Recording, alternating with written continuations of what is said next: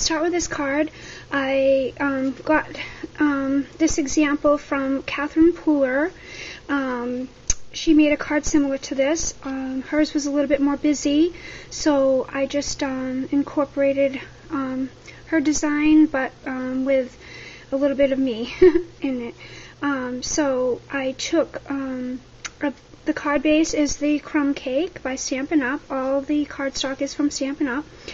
I used the honeycomb embossing folder, also from Stampin' Up. You can see that for the first layer, and I used the Very Vanilla, and then I stamped the chevron stamp in the Crumb Cake on the Very Vanilla also, and I cut that out with the Classic Nestabilities Ovals die, and then I layered it upon this Spellbinders Florals die, which is very beautiful. It reminds me of like a little bit of a doily.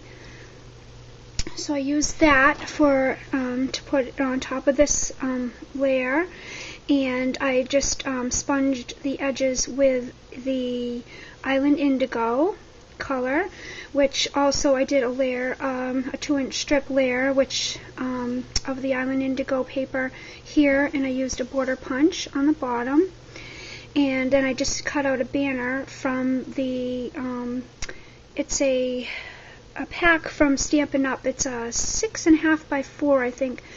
It's in the spring catalog, and I just made a banner out of that designer paper, and then I tied some of the twine around, wrapped it around 3 times and tied a bow, and then I made my own book paper rolls roses, and this is my first attempt at making them, and I put a little pearl in the center, and it came out pretty good. I made a little box of them, all different sizes, so they came out pretty good. I still need some practice on those, but I wanted to incorporate that. And then on the inside, I just layered a piece of the Very Vanilla and stamped off the Crumb Cake with a rose, and just to give it a little accent on the inside. And I didn't put sentiments. I made 2 of them, exactly the same.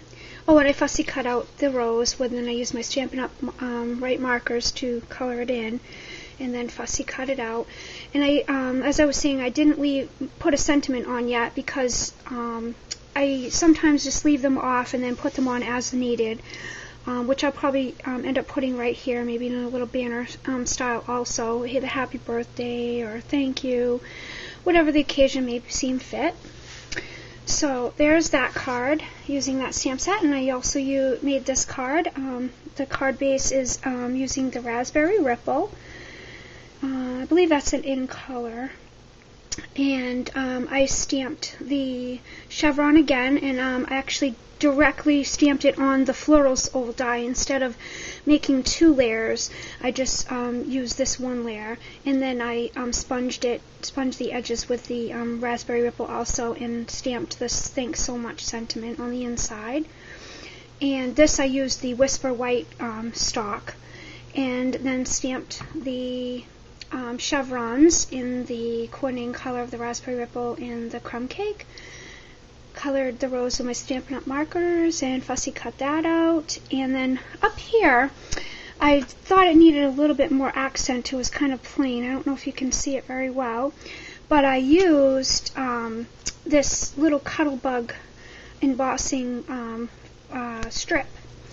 It's not a whole folder, it's just a strip, and it's just little dots. It's kind of hard to see, maybe if I put my hand behind it. And it's just by Cuttlebug.